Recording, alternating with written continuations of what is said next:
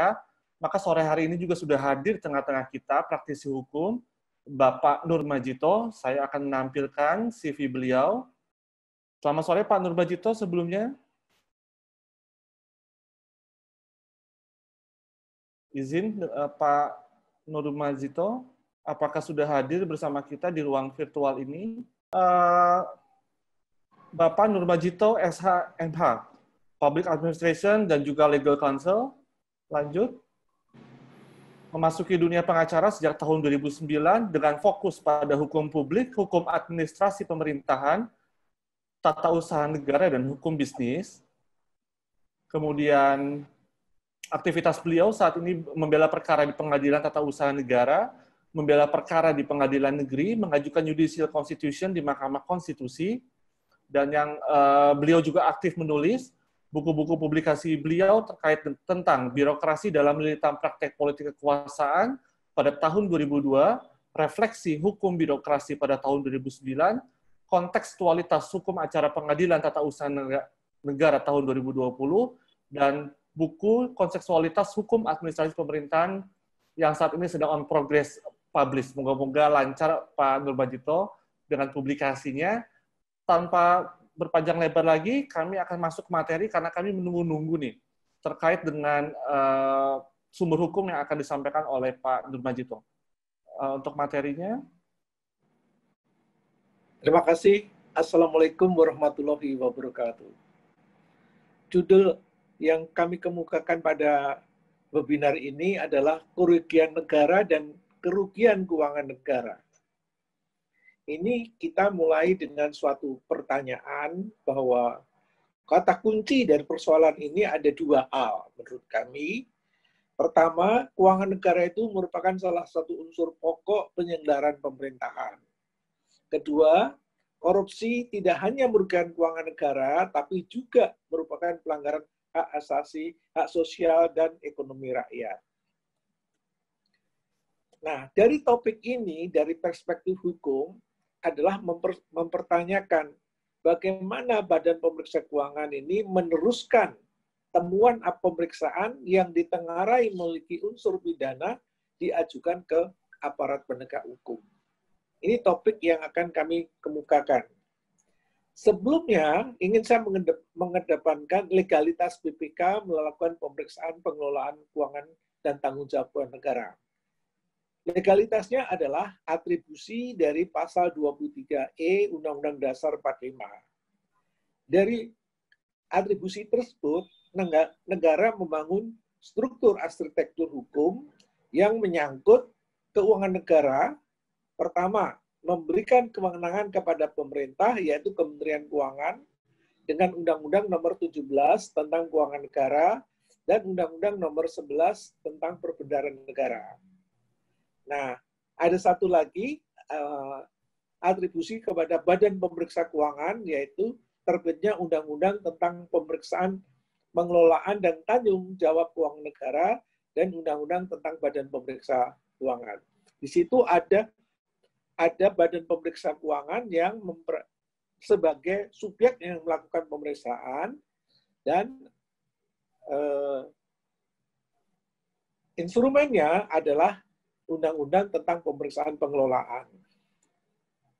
Nah, konstruksi hukum itu menurut saya menunjukkan bahwa pemerintah dan lembaga sebagai lembaga eksekutif dikolaborasikan dengan lembaga negara yang memfokuskan pada pemeriksaan atas semua aktivitas yang dilakukan pemerintah.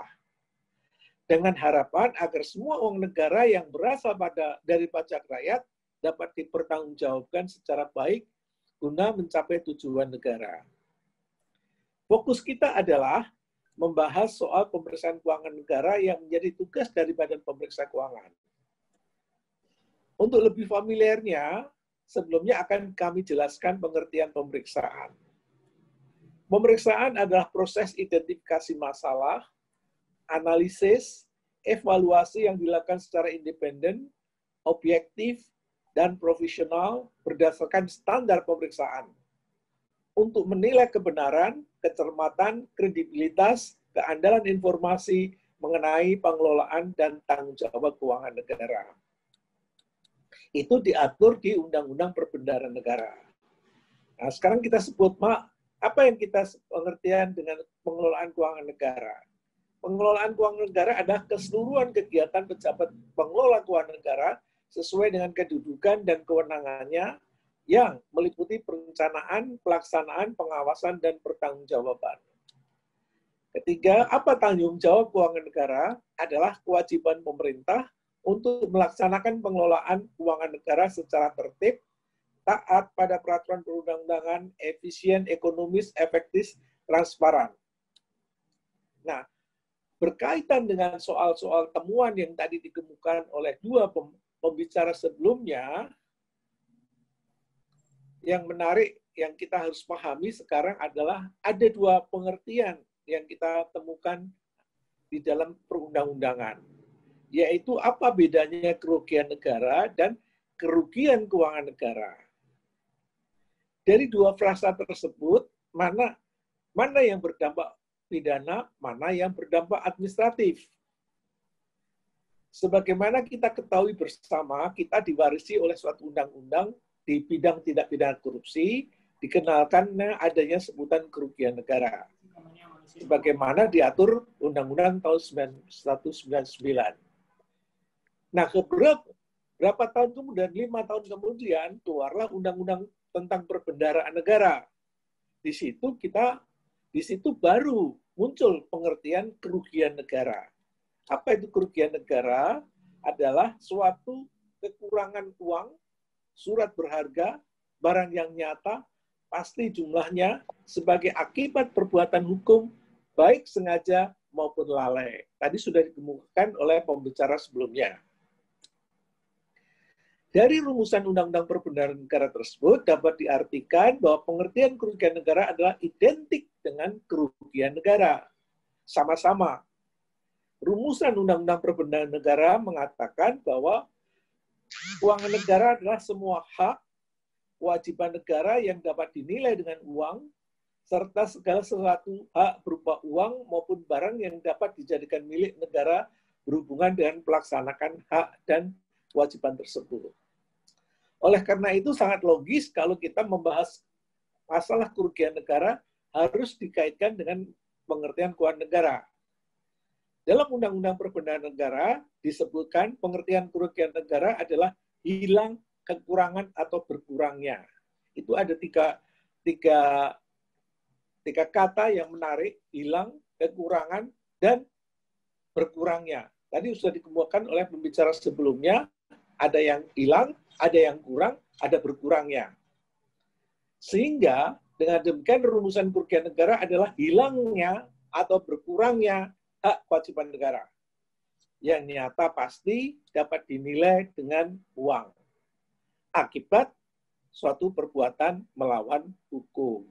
Tadi sudah dicontohkan suatu hal yang memang kurang sehingga menjadi suatu yang kehilangan keuangan negara. Nah, sekarang kita berpatokan dengan Undang-Undang Tindak Pidana Korupsi. Undang-Undang Tindak Pidana Korupsi itu mempunyai persamaan, yaitu hilang, berkurang kekayaan negara. Sayangnya, Undang-Undang Tindak Pidana Korupsi itu tidak mengintroduksikan pengertian kerugian keuangan negara. Undang-Undang korupsi itu menyebut kerugian keuangan negara dan kerugian perekonomian nasional, tapi tidak pernah dijelaskan apa yang disebut dengan kerugian keuangan negara. Justru kerugian keuangan negara dijelaskan di bidang administratif, di Undang-Undang Keuangan Negara tadi. Dengan demikian, dalam perbendaharaan hukum Indonesia dikenal dua terminologi. Kerugian keuangan negara yang berada di wilayah pidana dan kerugian negara yang berada di wilayah administrasi. Undang-Undang korupsi tidak merumuskan ke pengertian kerugian negara yang diartikan sebagai kerugian keuangan negara. Padahal, sebagai delik material, pasca putusan Mahkamah Konstitusi, perlu penjabaran agar tidak menumbuhkan interpretasi seperti pihak yang diberwenang melakukan penghitungan kerugian diserahkan kepada siapa dan menggunakan metode penghitungan apa dan sejauh mana kompetensi pihak yang diberi wewenang melakukan perhitungan. Hal ini sangat perlu, karena sejak putusan Mahkamah Konstitusi, tindak pidana korupsi tidak lagi sebagai delik formil, melainkan menjadi delik material. Hal ini menjadi penting agar tidak merugikan terdakwa adalah diberikan kepastian daripada pengertian kerugian keuangan negara tersebut. Sekarang kita akan membahas kewenangan Badan Pemeriksa Keuangan. Kewenangannya adalah melakukan pemeriksaan keuangan negara. Secara tegas, Undang-Undang Dasar mengatakan hasil pemeriksaan keuangan negara diserahkan pada Presiden, DPR, dan DPD. Dan hasil pemeriksaan ditindaklanjuti oleh lembaga perwakilan, itu DPR dan DPD, atau badan-badan lain sesuai dengan undang-undang, yaitu penegak hukum. Dengan demikian menunjukkan lingkup pemeriksaan BPK yang diatur dalam Undang-Undang 3 tahun 2004, pemeriksaan pengelolaan dan tanggung jawab keuangan negara mencakup seluruh unsur keuangan negara sebagaimana diatur dalam pasal 2 Undang-Undang 17 tentang pemeriksaan keuangan negara. Oleh badan pemeriksaan adalah berada dalam ranah administrasi dan bukan dalam ranah pidana. Pertanyaan lanjutnya adalah menggeser persoalan yang tadinya berada dalam ranah administrasi, bagaimana bagaimana menjadi ranah pidana. Ini yang menjadi persoalan dalam diskusi kita. Temuan yang berasal dari perbuatan administrasi karena mengandung unsur pidana langsung diarahkan ke perbuatan pidana. Nah, ini yang sekarang menjadikan selama ini tidak pernah terjadi. Tadi sudah dikemukakan banyak sekali HPS, banyak sekali temuan, tapi tidak pernah ada yang diserahkan kepada penegak hukum. Inilah yang harusnya menjadi beban kewajiban dari Badan Pemeriksa Keuangan untuk melaporkan kepada instansi yang berwenang apabila dalam pemeriksaan keuangan ditemukan unsur pidana. Dalam arti demikian, BPK melakukan pemeriksaan keuangan negara dalam wilayah administrasi diharapkan dapat memasuki wilayah pidana, walaupun terbatas pada kewajiban melaporkan kepada instansi yang berwenang. Hanya kewajiban melaporkan saja kepada instansi yang berwenang. Wilayah pidana ini adalah instansi yang berwenang adalah penegak hukum. Kewajiban melaporkan itu penting, sehingga oleh undang-undang diberikan sanksi. BPK itu dibatasi oleh satu koridor yang disebut dengan diketemukan unsur pidana. Ini yang menjadi persoalan. Dalam arti dalam pemeriksaan keuangan, BPK tidak spesifik menguraikan unsur-unsur yang dipersyaratkan menjadi delik pidana. Hanya dibunyikan dalam undang-undang itu diketemukan unsur pidana. Pemeriksaan keuangan negara pada dasarnya boleh disebut dengan pemeriksaan audit. Terdapat catatan keuangan yang disajikan oleh auditi, yaitu lembaga pemerintah, baik pusat maupun daerah. Persoalan selanjutnya adalah hasil pemeriksaan keuangan itu adalah hasil audit keuangan. Dalam halnya suatu audit hanya cukup menyebutkan kerugian keuangan negara. Pertanyaannya lanjutan adalah apakah dari hasil audit itu sudah bisa memenuhi atau memiliki bukti, paling tidak 2 bukti telah terjadi tindak pidana. Pertanyaan perlu ditekankan bahwa pemeriksaan BPK itu bukan pro justisia. Artinya, hasil audit bukan sekaligus menjadi bukti yang dapat ditindaklanjuti oleh penegak hukum. Penegak hukum masih memerlukan langkah hukum mencari bukti yang relevan yang dapat didapatkan agar kasus ini menjadi perbuatan hukum yang memenuhi kriteria sebagai perbuatan pidana. Kita akan menelisik rumusan undang-undang.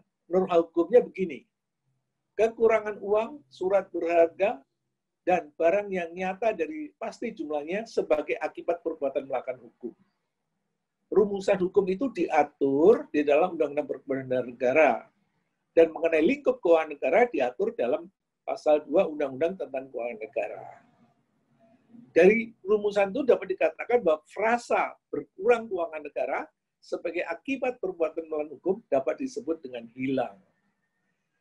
Dengan demikian kita terdapat dua unsur, yaitu hilang atau berkurangnya keuangan negara, atau unsur lainnya adalah perbuatan melawan hukum. BPK diberikan wewenang untuk melaksanakan pemeriksaan yang disebut pemeriksaan investigatif, guna mengungkap adanya indikasi kerugian negara atau unsur pidana. Namun sekali lagi saya ulangi, pemeriksaan BPK apapun jenisnya bukan pro justisia. Demikian pula kewenangan yang diberikan pasal 13 pada dasarnya opsional. Tidak diwajibkan dalam arti bila dianggap dipandang perlu dapat melakukan pemeriksaan investigatif. Nah, disinilah rumusan pasal yang dapat melakukan pemeriksaan. Kata dapat itu adalah kata-kata yang spekulatif. Boleh iya, boleh tidak. Tergantung pada pimpinan. Dengan pada anggota BPK. Oh iya, kita melakukan pemeriksaan investigatif. Atau dia menganggap tidak perlu. Ini rumusan pasal yang sangat fakultatif. Rumusan pasal yang fakultatif ini membawa pengaruh yang luar biasa. Kalau anggota BPK berpendapat tidak perlu melakukan pemeriksaan investigatif, ya selesai. Nah, ini yang penting kita teliti kembali pasal Undang-Undang BPK ini. Karena bunyinya itu dapat melakukan pemeriksaan investigatif. Kata dapat itu dalam norma hukum adalah norma hukum yang fakultatif. Nah, terhadap norma hukum yang fakultatif ini menjadikan pelaksana hukum dapat berbuat spekulatif. Sesuatu yang spekulatif adalah tidak menjadikan adanya kepastian hukum. Nah, mungkin nanti mesti ditentukan di dalam perbaikan Undang-Undang BPK, sedemikian rupa kita harus bisa menjadikan ketentuan seperti ini menjadi pasti. Nah, walaupun demikian, pasal Undang-Undang BPK juga mengatur sanksi apabila pemeriksa tidak melaporkan temuan yang memiliki unsur pidana. Pasal 26 mengatakan, setiap pemeriksa yang sengaja tidak melaporkan temuan pemeriksaan yang mengandung unsur pidana yang diperolehnya pada waktu melakukan pemeriksaan, dipidana dengan pidana penjara paling lama 1 tahun 6 bulan atau denda paling banyak 500 juta rupiah. Jadi pemeriksa yang dengan sengaja tidak melaporkan temuan yang mengandung unsur pidana itu pidana. Ini luar biasa. Suatu pejabat pegawai pemerintah dikenakan pidana karena tugasnya dia melalaikan kewajibannya. Pasal 36 juga begitu. Anggota BPK yang memperlambat atau tidak melaporkan hasil pemeriksaan yang mengandung unsur pidana kepada instansi yang berwenang dikenakan pidana penjara paling tingkat 3 tahun dan paling lama 10 tahun. Atau denda paling sedikit 3 miliar rupiah dan paling banyak 10 miliar rupiah.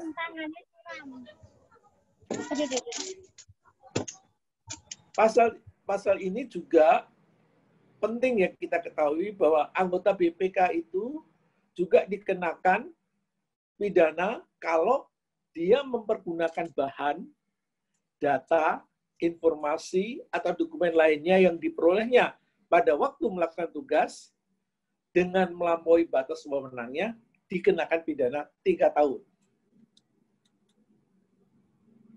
Dan paling lama 10 tahun. Ini sangat serius. Jangan sampai anggota BPK nggak mengetahui hal ini. Karena ini penting. Begitu ketahuan dia menggunakan data-datanya untuk sesuatu, pidana. Nah, di dalam penyerahan tadi juga anggota BPK dilarang memperlambat atau tidak melaporkan hasil pemeriksaan yang mengandung unsur pidana. Kedua, mempergunakan keterangan, bahan, data informasi, dokumen lain yang diperoleh pada waktu melaksanakan tugas yang melampaui batas kewenangannya, kecuali untuk kepentingan penyidikan terkait dengan adanya tindak pidana. Jadi dengan demikian, untuk memenuhi ketentuan hukum, sudah baik kalau BPK meneruskan hasil pemeriksaan keuangan negara ke aparat penegak hukum.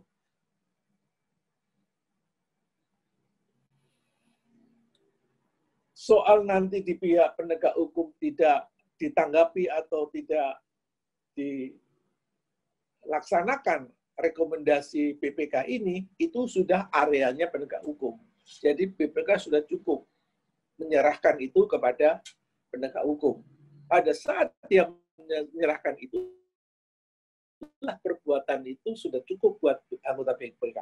Pertanyaan selama ini yang sebagaimana dikemukakan oleh para pembicara tadi, rasanya tidak pernah ada hasil pemeriksaan BPK itu yang diserahkan ke penegak hukum. Itu yang kita kurang paham. Kemudian harusnya juga hasil pemeriksaan BPK kan juga diserahkan kepada DPR. Mestinya DPR juga menindaklanjuti. Atau BPK juga menyerahkan itu kepada Presiden. Mestinya Presiden juga menugaskan kepada penegak hukum untuk meneliti kembali hasil temuan BPK. Jangan sampai terjadi kasus-kasus setelah meledak baru diadakan pemeriksaan. Tapi Presiden bisa menyerahkan itu kepada penegak hukum. Penegak hukum nanti yang memeriksa, mencari bukti-buktinya. Mencari bukti itu yang penting. Bisa minta kembali kepada BPK. Jangan hanya jaksa minta kepada BPK, tolong dihitungkan berapa kerugian negaranya. Terlalu simpel. Tapi carilah penegak hukum itu agar dia bisa mencari bukti-bukti. Cukup 2 bukti untuk menjerat. Tadi seperti yang sudah dikemukakan oleh pembicara terdahulu bahwa banyak proyek-proyek yang tidak selesai, uangnya sudah didapat, proyeknya tidak pernah ada, kerjaannya tidak pernah ada. Nah, ini bisa dilaporkan oleh BPK, kemudian BPK menyampaikan kepada Presiden, Presiden kepada penegak hukum. Rasanya selama lebih 15 tahun ini, dalam 3 periode BPK, setelah BPK memperoleh undang-undang BPK sendiri, belum ada suatu perintah Presiden kepada penegak hukum, karena penegak hukum kan wilayahnya eksekutif, untuk menindaklanjuti apa yang telah diketemukan oleh BPK. Ini yang penting harus kita pahami bersama.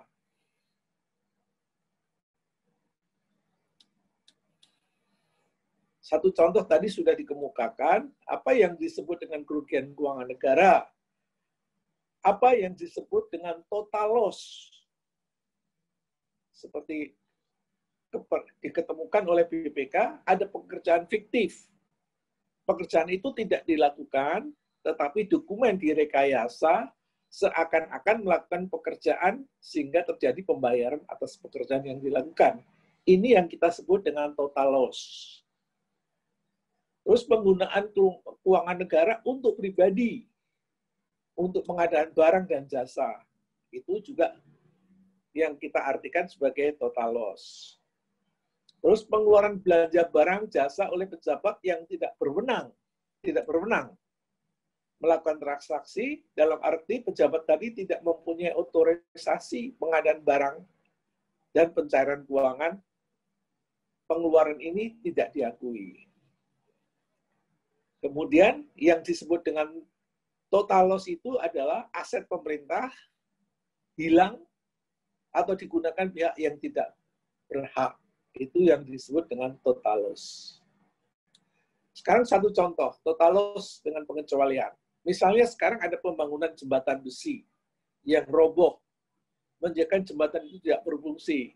Tapi besinya masih mempunyai nilai laku. Nah, itu kalau dijual, itu penjualan itu menjadi faktor pengurangan kerugian negara. Nah, setelah total loss, kita lihat apa yang disebut dengan partial loss. Adalah kerugian yang terjadi tidak secara keseluruhan pekerjaan, tetapi hanya sebagian pekerjaan. Misalnya kekurangan volume. Pekerjaan jalan yang telah dibayar 100%, ternyata dalam pengujiannya lebarnya tidak sesuai. Misalnya dikontrak lebar jalan 3,5 meter, tapi dibangunnya 3/4. Artinya tidak 100% dilakukan. Selisih kekurangan volume itu merupakan kerugian keuangan negara secara parsial atau disebut partial loss. Kelebihan bayar dapat terjadi disebabkan karena kekurangan volume. Tidak sesuai yang diperjanjikan.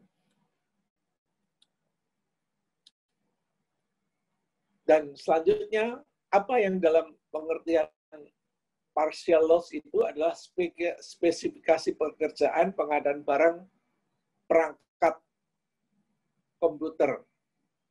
Pembayaran sudah dibayarkan 100%.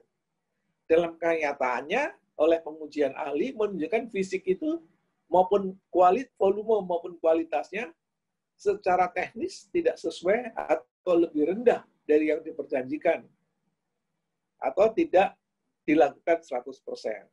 Nah, selisih itu disebut dengan kerugian keuangan negara secara parsial. Selanjutnya, partial loss bisa kita lihat dari selisih perbandingan harga. Misalnya, harga yang perkiraan sendiri yang ditetapkan oleh pejabat dengan harga pasar atau pabrikan digunakan sebagai dasar penyusunan harga per item, tapi kenyataannya tidak sesuai. Karena itu, langkah ini merupakan selisih kerugian. Terletak pada realisasi kelebihan pembayaran. Habisnya sekian, ternyata dibayarnya sekian. Perbandingan harga kualitas antara barang pengadaan pemerintah dan sejenisnya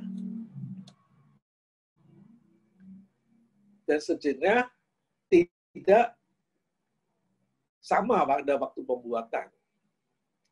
Jadi ada perbandingan realisasi hasil pekerjaan, kualitas, volume bangunan dengan kualitas, volume, dan rencana bangun dalam kontrak pekerjaan yang tidak sesuai. Perbandingan nilai jumlah volume ini yang kemudian menjadi bukti pembayaran yang harus dikemukakan oleh pemeriksa BPK. Dari pengertian-pengertian tersebut menjadi pertanyaan. Semoga ke depan pemeriksaan BPK itu harus disertakan bukti-bukti. Tetap diingat bahwa auditor BPK harus juga dapat memberkas. Dalam ketentuan auditor BPK itu punya hak untuk memberkas bukti dan mensegel. Nah, bukti ini yang harusnya langsung dilengkapi kepada laporan pemeriksaan itu, sehingga itu membantu penegak hukum untuk melaksanakan pekerjaannya menindaklanjuti temuan tersebut. Kira-kira dari saya sekian. Terima kasih. Wassalamualaikum warahmatullahi wabarakatuh.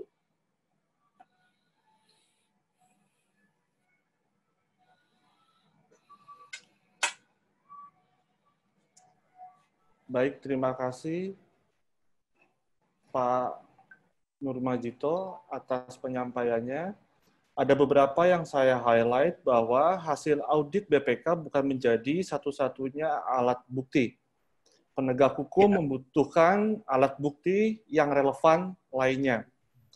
Pemeriksaan BPK perlu diingat bukan pro justisia. Ada sedikit yang satu kata yang menjadi perlu kepastian, terdapat kata optional di sana, itu yang perlu mungkin perbaikan pada undang-undang berikutnya. Kemudian akibat kata optional ini akan merujuk kepada perbuatan spekulatif. Yang berikutnya adalah pentingnya rekomendasi dari sesi ini adalah bahwa meneruskan kepada penegak hukum. Nah, nanti apakah penegak hukum akan menindaklanjuti akan menjadi kewenangan dari penegak hukum yang menjadi area dari penegak hukum itu sendiri. Baik, Bapak Ibu, kami akan masuk ke dalam sisa waktu ini, kami akan masuk ke dalam sesi tanya jawab. Saya akan mulai dari sesi yang ada di Zoom grup chat kami. Yang pertama, sore hari ini saya izin menyapa Bapak Victorius Aljon, menanyakan kepada narasumber. Mungkin ini akan saya sampaikan kepada Pak Parto. Izin Pak Parto, masih bersama kami? Ya, siap.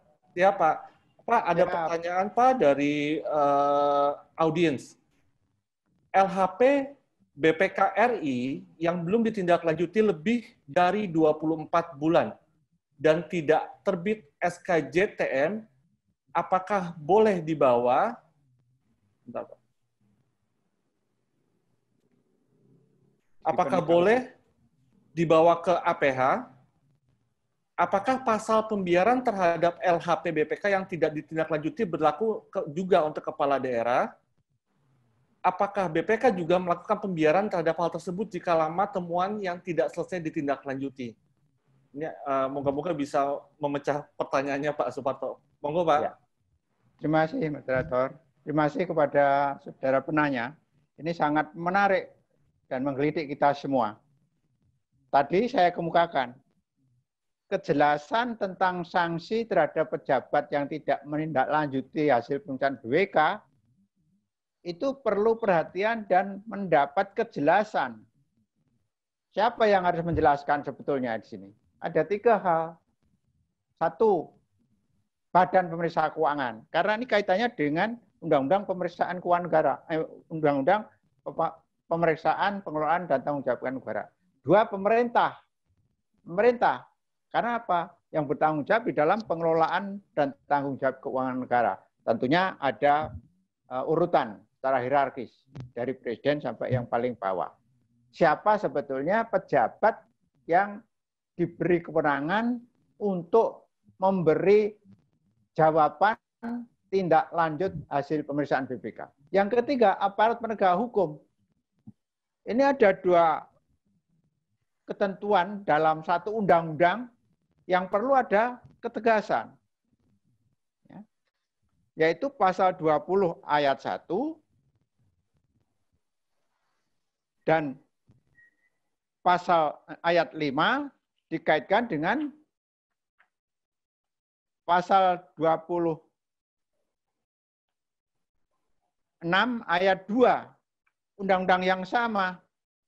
Yang satu dikatakan jangka waktu 60 hari, bukan 24 bulan. Ya. Termasuk SKTJM itu adalah keputusan untuk menindaklanjuti hasil pemeriksaan.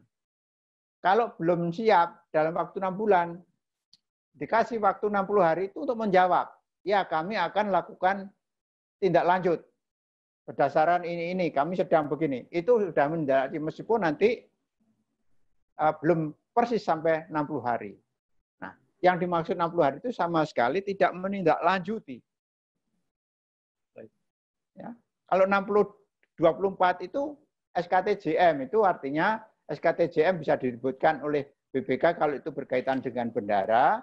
SKTJM itu kalau nanti diterbitkan oleh pemerintah kalau menyangkut non bendahara. Ya. Nah, sedangkan di pasal 26 itu ada hukuman 1 tahun 6 bulan dengan denda sekian. Ya. Inilah yang kemudian saya berikan suatu atensi sebagai simpulan terakhir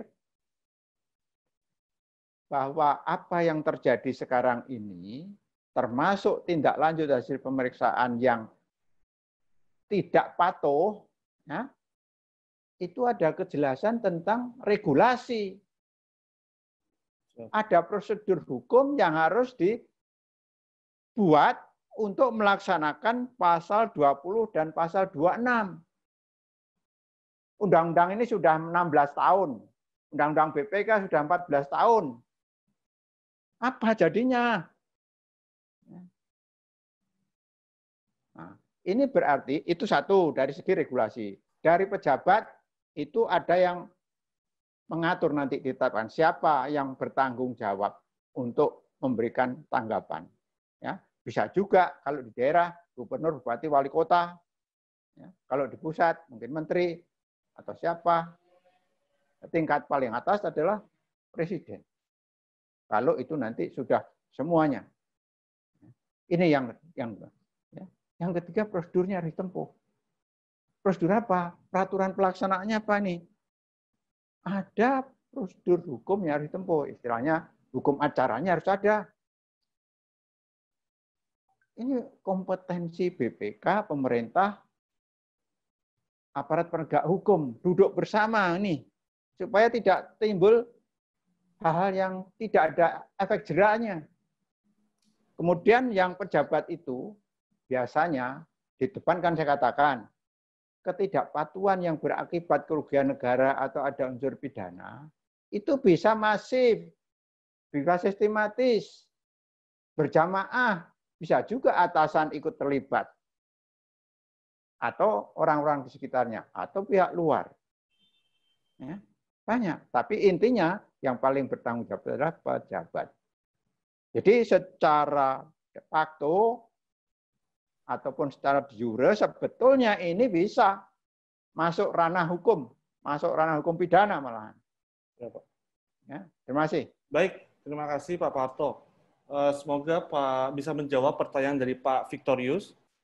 Berikutnya saya lanjutkan pertanyaan dari Pak Wahyudi Bakhtiar. Selamat sore Pak Wahyudi Bakhtiar. Pertanyaan ditujukan kepada Pak Zindar dan Pak Parto, tapi mungkin kali ini saya sampaikan kepada Pak Zindar. Jika selamat sore Pak Zindar, masih bersama kami Pak? Selamat sore Pak Ari. Selamat sore. Iya Pak. Oke Pak, izin menyampaikan Pak. Pertanyaan, apa jika BPK dianggap gagal dalam memberantas KKN? Lantas di mana peran pemerintah sebagai regulator pengelolaan keuangan di mana masih terdapat banyak temuan yang berulang? Dan tindak lanjut yang belum selesai, dan juga peran APH di mana beberapa laporan BPK yang berindikasi pidana yang belum ditindaklanjuti oleh APH. Silakan Pak Zindar. Terima kasih Pak Hari. Ini begitu juga Pak yang memberi pertanyaan tadi Pak Wahyudi Bakhtiar tadi ya. Betul Pak. Jadi begini, memang betul pemerintah ini adalah sebagai yang menyangkut masalah regulator. Tetapi seperti kami tadi masalahkan, ini Bapak mengaitkannya dengan kegagalan BPK ya. Jadi tentu kalau kegagalan BPK sebenarnya itu adalah kegagalan BPK, artinya tidak bisa melaksanakan pekerjaannya dengan baik, termasuk yang seperti kami sudah sampaikan tadi, ada temuan-temuan itu, tapi tidak disampaikan kepada penegak hukum. Penegak hukum ini di bawah pemerintah nih ceritanya. Nah, jadi kalau tidak diserahkan di sini, khusus mengenai kegagalan, tentu kesalahannya pada saat ini seperti yang kita bicarakan itu adalah kesalahan BPK. Ya, kesalahan BPK sendiri. Artinya tidak melaksanakan tugasnya dengan baik, padahal aturannya ada. Sehingga sebenarnya nih BPK di sini ini harusnya kena sanksi nih sebenarnya. Ya, tapi itu biar lain sendirilah dulu persoalannya. Jadi kami sendiri sebagai BPK Watch sudah menyampaikan ini, kami tanggal 7 kemarin, tanggal 7 Agustus itu, yang sebenarnya ini tadinya webinarnya ini mau tanggal 7 itu, tapi karena memang ada begitu banyaknya peserta webinar sehingga kami agak kesulitan dalam melayani, kami tunda. Tapi pada kesempatan itu kami sudah menyampaikan semacam pemberitahuan tentang adanya temuan-temuan yang mengandung unsur pidana itu, yang 1,1 triliun itu kepada BPK tanggal 7 tuh. Kami beritahukan dan memperingatkan. Jadi kami sudah sampaikan kepada BPK. Mestinya BPK ini harusnya ambil suatu langkah untuk itu. Tapi kami belum tahu nih ceritanya nih. Nah, itu mestinya tanggung jawab BPK. Tetapi selain itu juga, pada tanggal itu juga, kami juga beritahukan nih, bahwa kami sudah menyampaikan pemberitahuan dan memperingatkan BPK kepada Presiden. kami sampaikan nih bahwa kami sudah melakukan pemberitahuan dan memperingatkan BPK untuk mengambil langkah terhadap apa yang sudah kami kemukakan. Yang tadi itu, yang 1,1 triliun itu, kami sampaikan kepada BPK. Karena BPK seolah-olah itu memberikan itu bukan, kami sudah mengatakan itu ada mengandung unsur pidana, tapi nggak tahu, kami belum dapat apa-apa dari sana.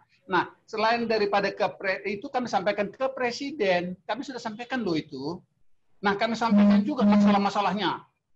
Dan juga kami tembuskan juga kepada banyak penegak hukum, ada aparat kejaksaan, ada KPK, ada Polri, ada Menkumham. Kami sampaikan itu tembusan-tembusan, tetapi memang bukan masalah detail. Kami tidak menyampaikan secara detail, tetapi cukup kami sampaikan bahwa kami terserah kalau Presiden menyampaikannya silakan aja atau BPK. Kami sudah sampaikan itu ada hal-hal tersebut. Artinya begini, itu pemerintah.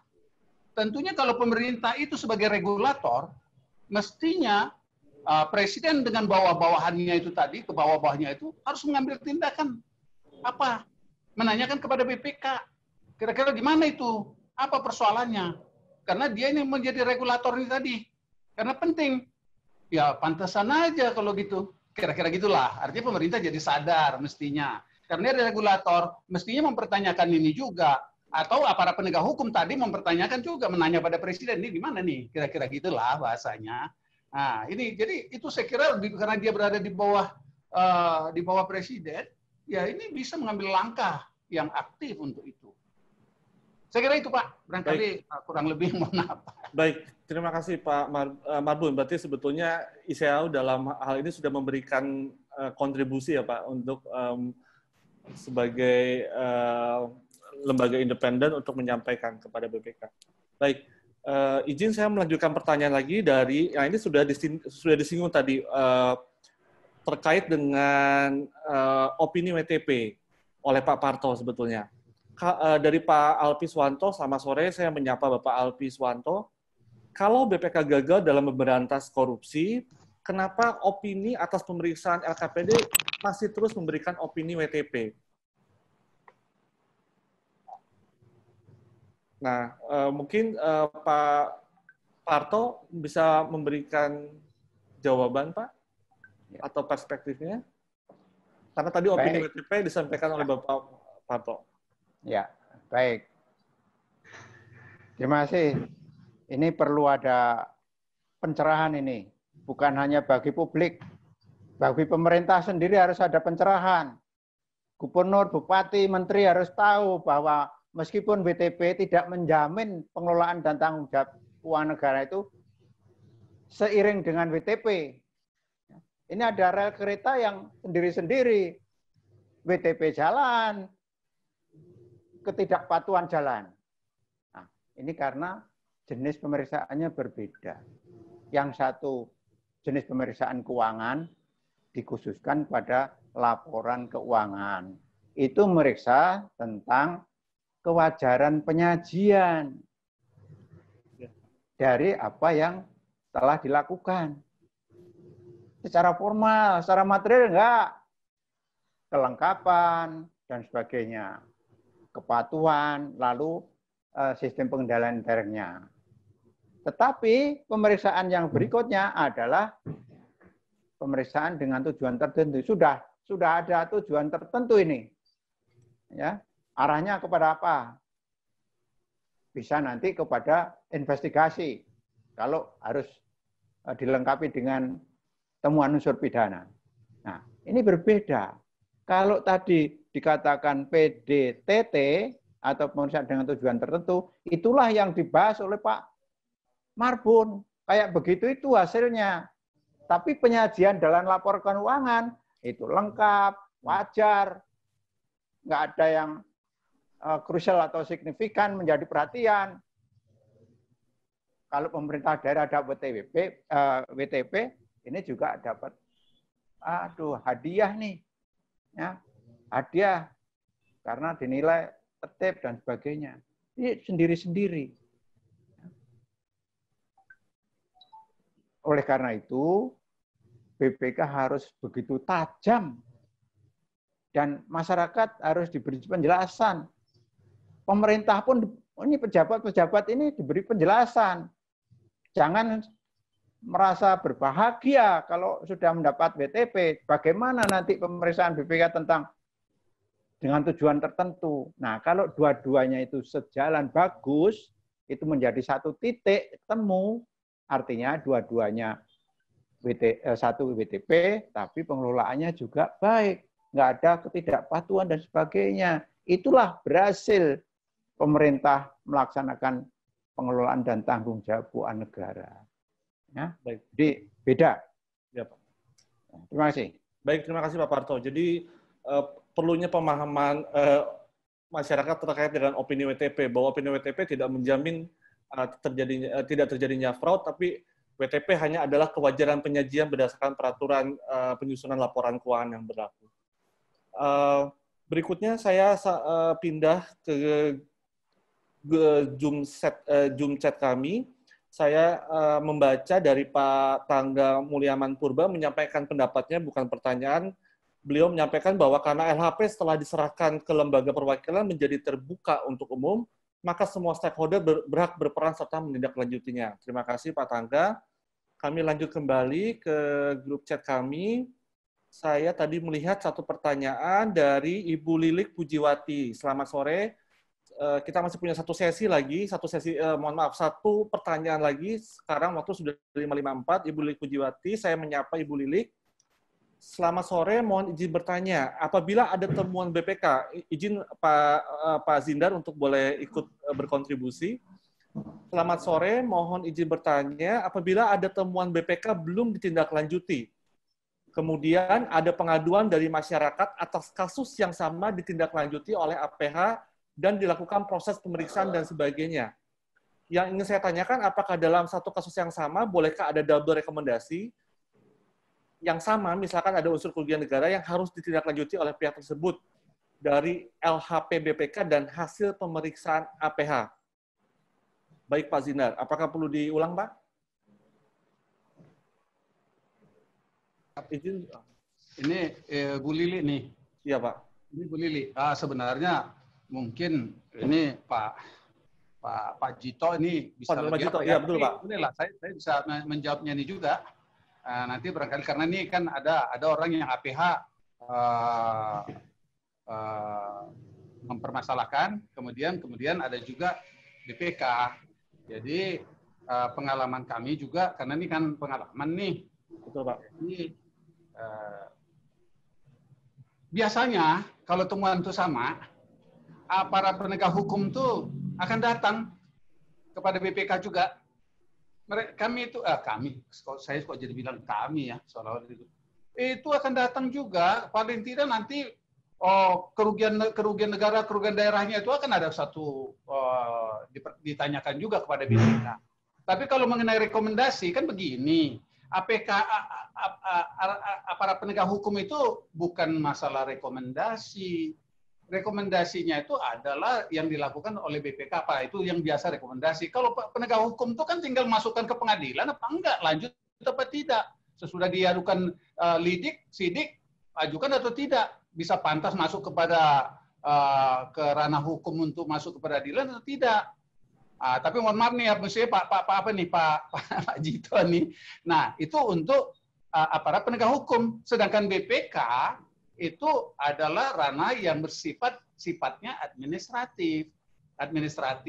Bisa saja juga misalnya bahwa dia itu nanti ada masalah terjadi kerugian negara. Ini yang mungkin ditanya nih, ada saran BPK tuh. Ini mungkin ya, karena ini seringkali terjadi. Ada saran BPK itu dikembalikan atau ditarik, kemudian di store pada kas negara. Itu gimana? Nah, itu sarannya. Kemudian ternyata para penegak hukum juga sudah menindaklanjuti dari aspek hukum. Nah, ini sering terjadi melaksanakan. Jadi masalahnya kan sama tuh.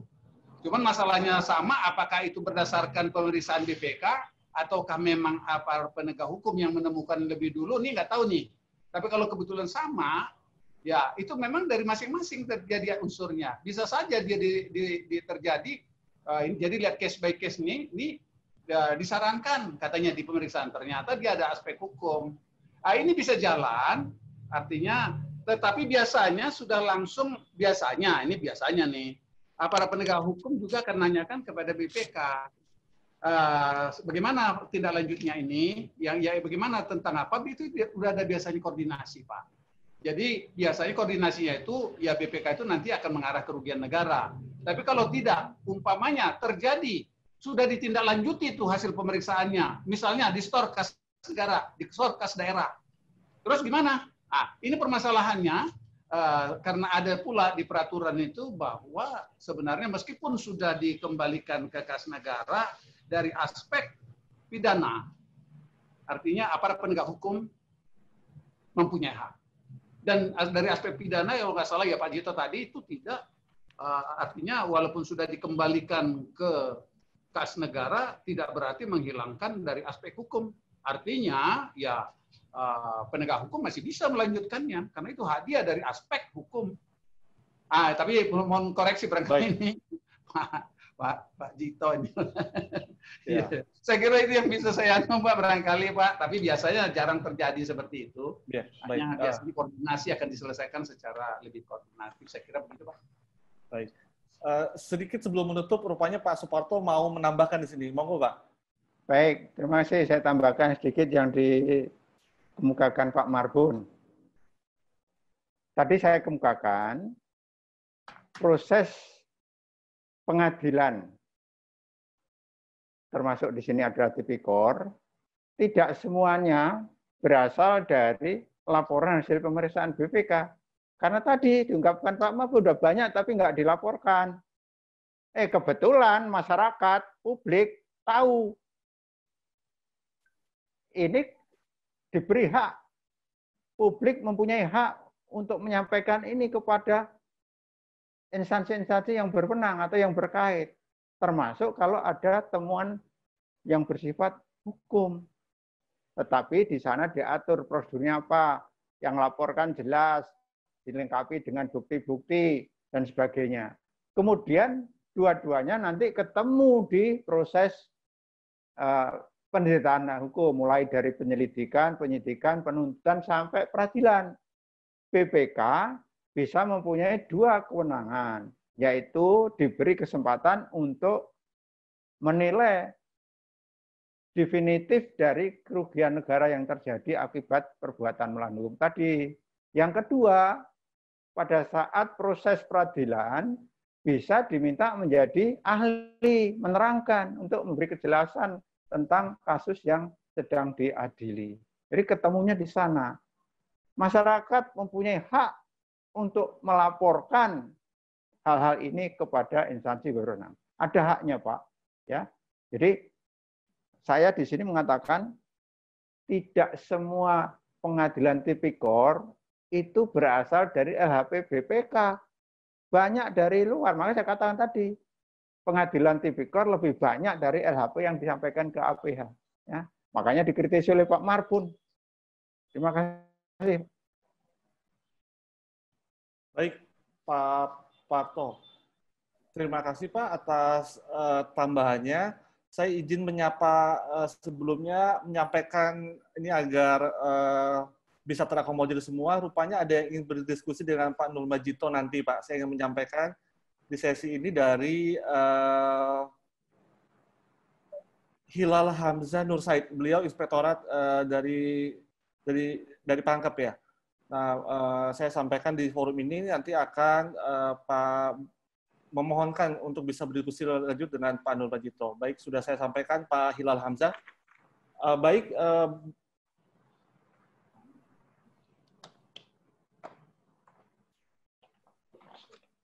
oke. Apabila berkenan satu lagi, mohon izin Bapak Ibu karena ini saya berjanji yang terakhir. Apa masih sempat bertanya dari Pak Agus Setiawan? Apabila narasumber pernah menjadi pejabat di BPK, lalu pensiun saat ini yang diketahui oleh audiens, apa pernah ada pengalaman hasil pemeriksaan keuangan BPK yang ditindaklanjuti aparat penegak hukum sehingga memidanakan penyelenggara negara dengan putusan yang berkekuatan hukum tetap? Nah ini jadi mungkin kita coba menggali dari Pak Marbun, mungkin saat ini kesempatannya. Kira-kira selama beliau, setahu saya beliau banyak aktif di Jawa Timur. Singkat saja Pak Marbun, monggo Pak. mungkin sudah ada pernah pengalaman Pak untuk menindaklanjuti menjadi pidana. Silakan Pak Marbun. Oh ya, terima kasih Pak. Jadi kalau saya pikir ya, kalau ini pengalaman Pak ya, saya itu memang ada beberapa, saya itu ada 1 tahun di Riau tuh, ya nggak sampai setahun, cuma 11 bulan, tapi salah satu pengalaman yang sampai ke situ ada juga Pak. Artinya di Bengkalis itu ada masalah pengadaan yang barang baru disebutkan KW bekas, dibeli, nah, itu kami serahkan ke polisi Pak. Jadi saya langsung serahkan kepada polisi karena sesuai setuju atasan, setuju anggota, ya kami serahkan aja langsung ke polisi. Jadi dulu ada kasus mengenai apa itu genset, ada itu di Bengkalis, itu masuk ya akhirnya putusan pengadilan ya masuklah itu ke ke BUI barangkali. Itu satu. Kemudian yang agak lama saya itu di Jawa Timur. Jawa Timur juga ya ada barangkali atau 5 atau 6 itu adalah yang ternyata kepala-kepala daerah atau DPRD-nya itu terpaksa masuk ke BUI juga, itu kami serahkanlah semua kepada penegak hukum. Ada 5 atau 6 itu selama periode 2006 sampai 2010 awal. Jadi saya kira ini pengalaman yang apa, tapi bisa kami serahkan bisa. dulu. Oke. Itu aja Pak dulu. Baik. Tapi dulu pimpinan kita bisa nyerahkan juga langsung di perwakilan dengan saya izin daripada anggota. Waktu itu masih zaman Pak Anwar Nasution, memang agak beda sih. Ya terima kasih Pak. Baik, itu saya barangkali Pak Tok. Ya terima kasih Pak Marbun. Mengingat waktu sekarang sudah pukul 6:04 dan di luar dari sesi kita yang selesai di jam 16, izinkan saya dari ISEAU bersama para pemateri untuk menyampaikan rasa terima kasih bahwa sudah hadir di dalam sesi webinar kami. Saya mencatat ada beberapa yang juga memohon masih menghadirkan Pak Nurmajito untuk ditanya-tanya. Moga-moga kami bisa menyelenggarakan seksi berikutnya. Kami dari panitia dan pemateri menyampaikan permohonan maaf apabila ada kekurangan dalam penyelenggaraan ini. Berikutnya waktu dan tempat kami kembalikan kepada Ibu Noni. Silakan Ibu. Ya, terima kasih Pak. Demikianlah Bapak selesai, tetapi sebelumnya saya minta waktu untuk Bapak Ibu yang kameranya masih off untuk dihidupkan karena kita akan foto bersama. Sesi foto bersama, saya mohon Bapak Ibu yang kameranya masih off agar bisa dihidupkan. Kita foto sebentar. Terima kasih Bapak Ibu untuk partisipasinya sore ini. Kita mungkin berjumpa di sesi-sesi berikutnya. Selamat sore, selamat beribadah.